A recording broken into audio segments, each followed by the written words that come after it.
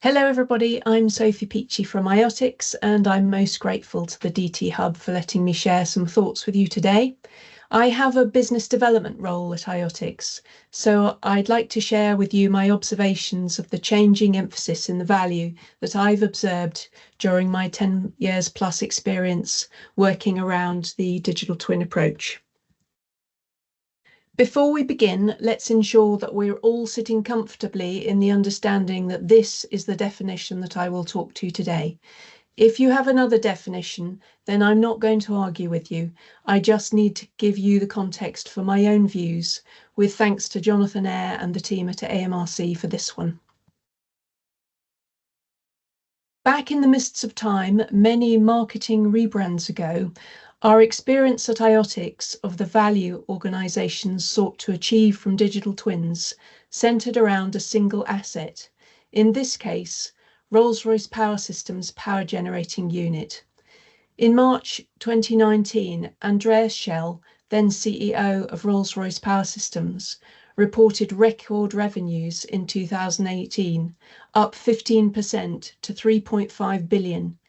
He said that they were reaping the rewards of our hard work on the transformational change programme, which has made us significantly more profitable. Its digital twin approach was part of that strategy. By enabling a single pane of glass ability to query information about specific assets within and across its fleet of power generating units, Rolls-Royce was able to see our products in the way our customers do, addressing issues quickly and modifying the way it deployed its servitization business model. Additionally, it was able to evolve its understanding of asset performance in operating conditions.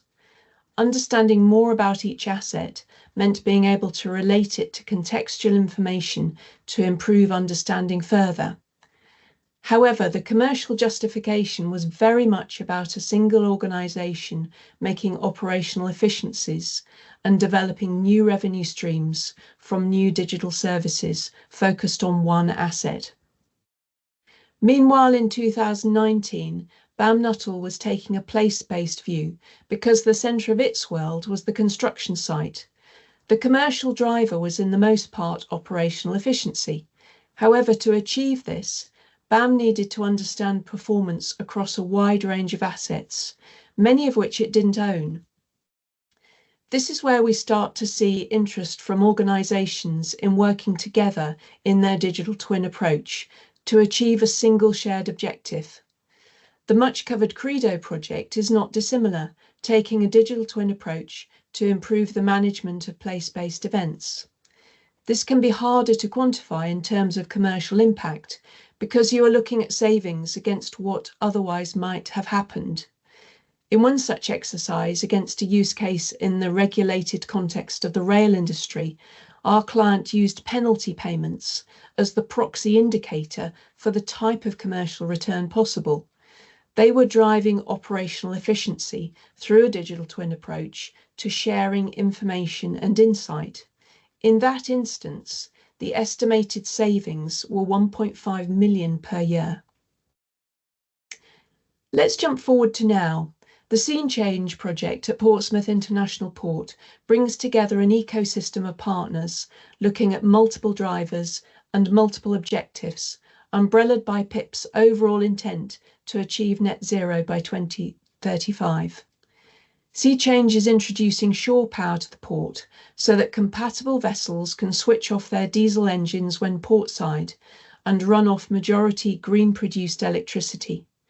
Brittany Ferries, part of the consortium, is also deploying hybrid ferries, which can be charged up at the port so that they can embark from Portsmouth under electric power to prevent pollution blowing back into the city. Of course, the team is looking at operational efficiencies in the way that the project and port can run by embracing a digital twin approach. But we are also considering the impact on people's health, transport choices, and wider regional benefits. Crucially, the project also shines a light on how the business model around the provision of shore power by UK ports can function. Will this always need to be subsidised owing to the geopolitical differences in electricity prices to incentivise vessels vessel operators to switch off their engines and keep our air cleaner? Or will a commercial model stand up on its own? How will this work for smaller ports or ones serving a smaller variety of vessels in comparison to Portsmouth? This is all unknown and something that a digital twin approach is being used to investigate. What of the future?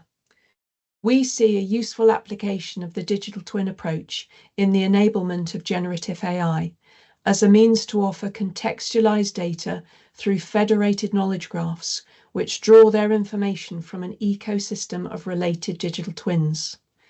The potential for AI to identify insights by taking this approach is once again efficiency and also perhaps something more. Self-sovereign digital twins, with data owners retaining control over how they share data and when, means that federated ecosystems of digital twins can flex and change dependent upon circumstances, giving us new answers to the same questions as context changes. The digital twin approach of the future might not only need to look at the justification of its business case, it is swiftly becoming the means to justify new business cases. For example, do I have the data available sufficient to fulfill this use case? Do I know, even before I start, whether a project is viable? Unsurprisingly, I'm not the only person mulling over the changing way in which the digital twin approach is impacting business and commercial models. It would be remiss of me not to draw your attention to the impending work of the team that Tech UK has pulled together to look at emerging business models and economic impact. You will all have different experience of this depending on your own entry point. Oh, somebody's off mute. Thanks. You'll all have different experience of this depending on your own entry point to digital twin technology. Mine is through recognising the need for interoperability and secure selective data sharing. I urge you to share your own journey and viewpoint by contributing to the Gemini calls with your experience. Thank you.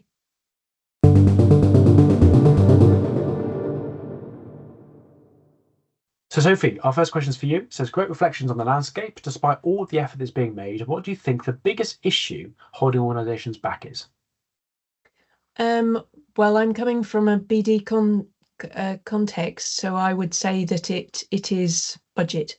It is how to convince budget holders about starting a project in this space, because as we've learned, it is really hard in the first instance to identify what the value will be and what the return on investment will be. Over the years, we are definitely getting better at that, and we've got now a bulk of evidence across the community to help us to evidence it. And I think now, as I say, the digital twin approach itself is starting to help us identify where we can look for in terms of value, not just at operational efficiency, but also across potential new revenue streams and across the other value add benefits. So I think it is convincing budget owners, honestly. Very good. Thank you very much. Our next question, which is somewhat linked, but I'll ask it here, is interesting presentation with many parallels to similar initiatives. You cited Credo, and there's been many other presentations in previous Gemini calls with similar focus. Any additionality that you bring to those works, and do you collaborate with any of them? We collaborate anywhere that we're invited, always very happy to collaborate, and we bring a cooperative approach. So without meaning to do too much of a sales pitch, I think what IOTICS can bring is that ability to allow people to remain self-sovereign over their own assets, over their own data, and therefore get people started very, very quickly. So the prior project to Sea Change at Portsmouth International Port, Shape UK, it was only a 7-month project, and we had everybody sharing data within the first 6 weeks without the need for data trust agreements, without the need for any lengthy legal discussions or discussions about what regulations should be applied or what standards. They knew they got control over their own data. They just got on with it. And so we were able to prove out the business case very quickly.